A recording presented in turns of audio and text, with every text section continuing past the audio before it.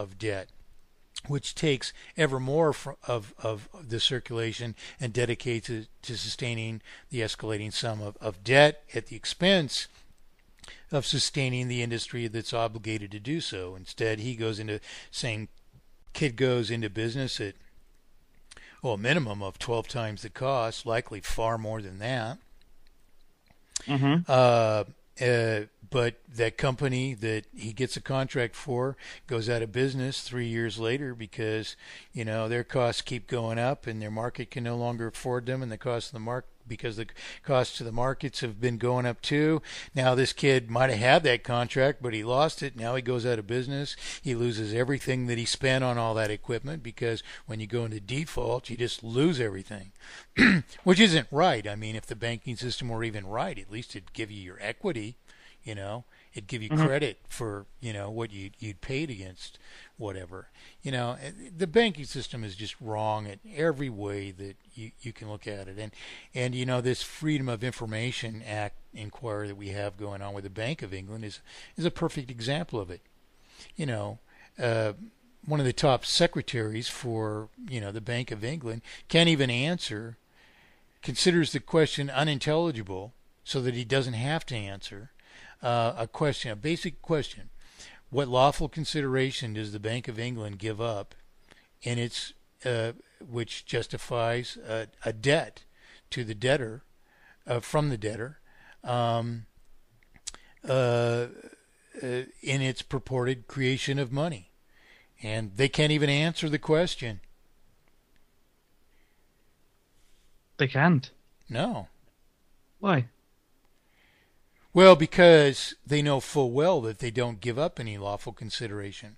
If they gave up any lawful consideration, when the bank inserted itself into our original example transaction where, for instance, you give up a $100,000 home to me for a $100,000 promissory note, and the bank falsifies that into a debt to the bank, well, the bank, I got the $100,000 of value from you, and indeed I have a $100,000 obligation to pay and retire principal from circulation now. But if there's an actual debt to the bank merely because it issued the paper upon which the $100,000 is represented, the bank would have had to have given up lawful consideration, and if that's the case, I would have got a $100,000 house from the bank too. We all know this never happens, you see. So they can't argue that it happens because we would be the recipient of it. We'd say, okay, so where is that value? That would be our next question. How did we get it from you? How could I have gotten it from you without even being aware of it, in your creation of new money, you see? They can't explain it, and they know full well they can't explain it, and they know full well it's a crime, which is why he's using every excuse conceivable to avoid answering it, claiming the questions were unintelligible.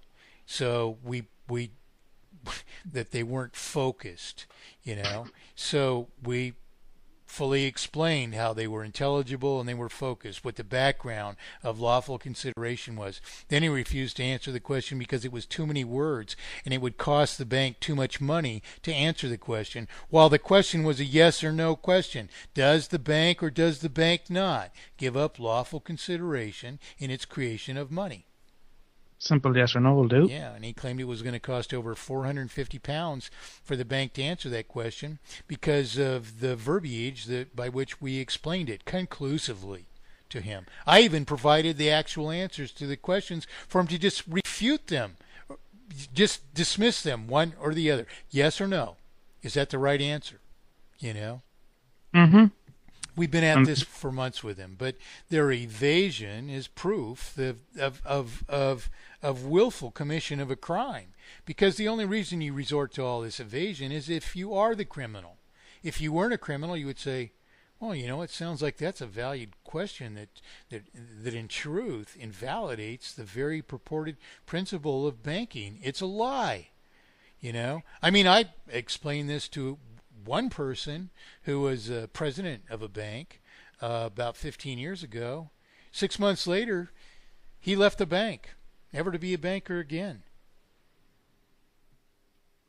All because of what you said to him. Yeah. Okay, well, there's a pretty definitive answer right there. Oh, that's not the only one. Many years ago, I was going to do some software work for somebody, and Not him.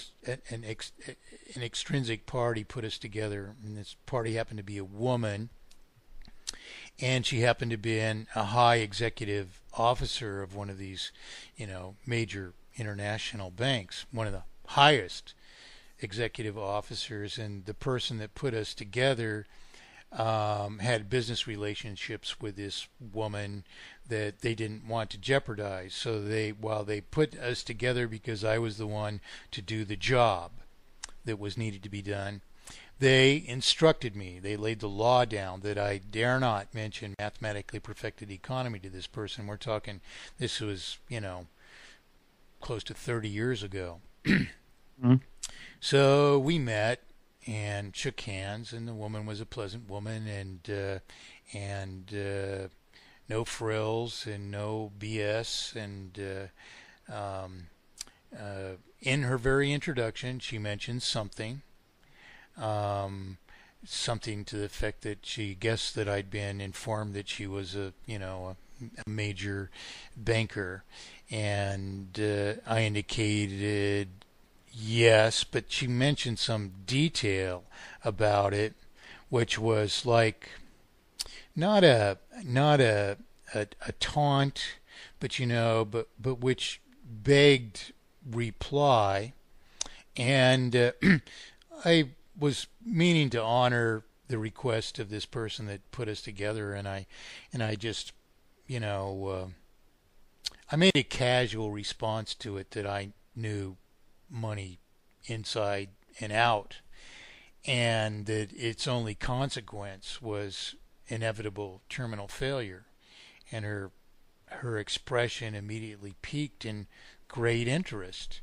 How I, not being a financial guru or banker, being a software engineer and mathematician, could possibly make such a statement, not in arrogance, but indicating that I was perfectly willing to be held accountable for it.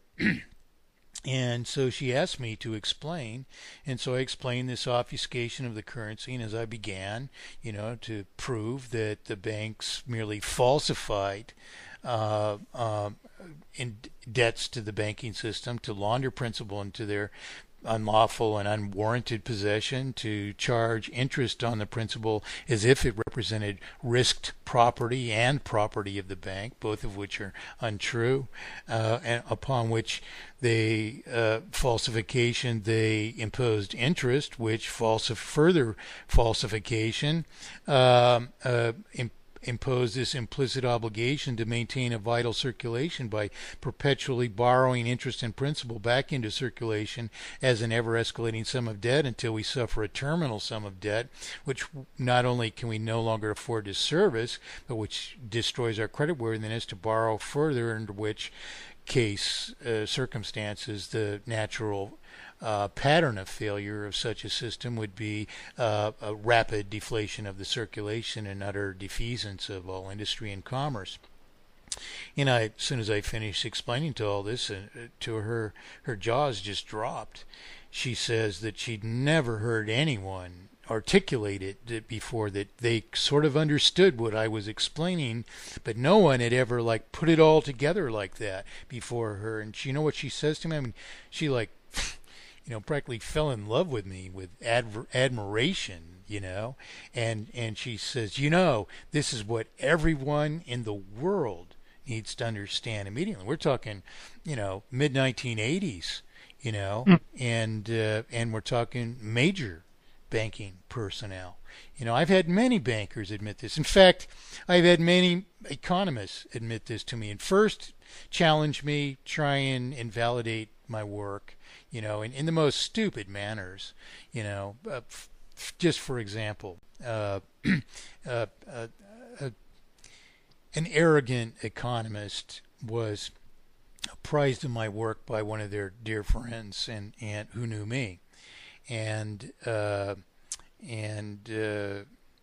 he gave some hodgepodge BS answer to uh, my theses that any economy based on this falsification of indebtedness and subjection of the falsified indebtedness to interest inevitably terminates itself under insoluble debt.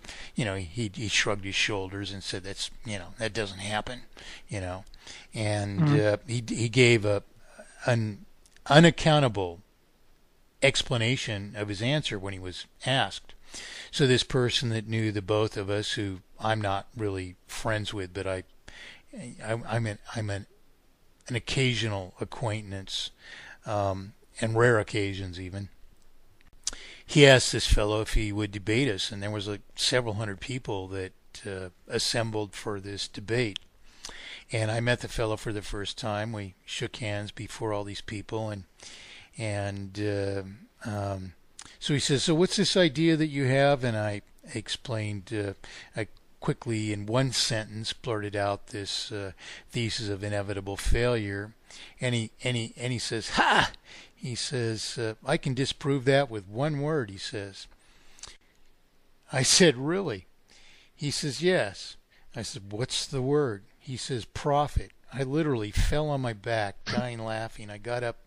I got right in his face. I says, "Do you mean to tell me that all the profit that we can make from each other, which doesn't have anything to do with money going to the bank or coming back from the bank, somehow eliminates the fact that we have to pay interest and principal out of the circulation of profit between ourselves in some way that could possibly eliminate the fact that the only way to get the money from the bank, which doesn't give away money and can't possibly absorb so much of our production as equates to all principal and interest, because the circulation at most equates to only some remaining principal, but therefore all the profit that we can make from each other somehow eliminates the fact that what interest we have to borrow back into circulation above principal in order to maintain a vital circulation somehow doesn't increase the sum of debt."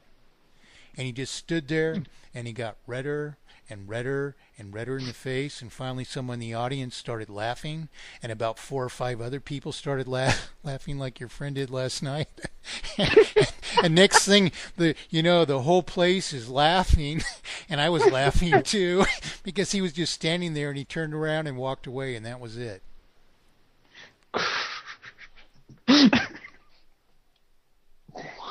Mike, you shouldn't have mentioned that.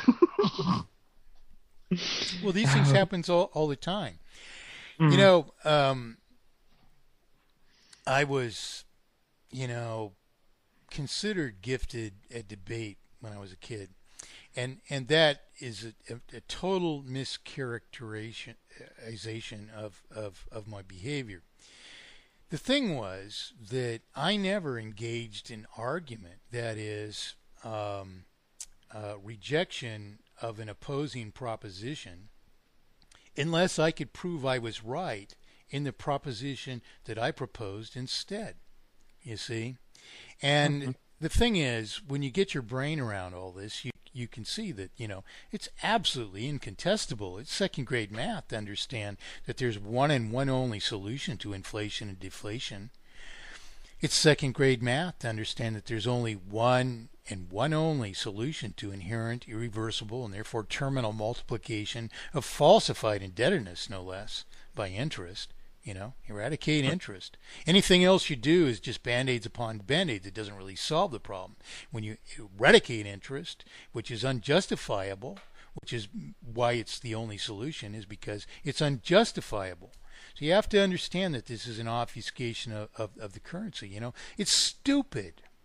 It's utterly stupid for us to walk around thinking, well, who would loan us money if it weren't subject to interest? All you're doing is borrowing your own promissory obligations from a bank, if that's what you think you're doing. But all the bank is doing is publishing a further representation of the very contract you signed, which is your promissory obligation. That's issued in a uniform form of money, but all that costs the bank is paper, on on average, across the world, regardless of the currency, it generally costs about $2 to issue evidence of $100,000 of physical money into circulation. So for the $100,000 debt that the bank would have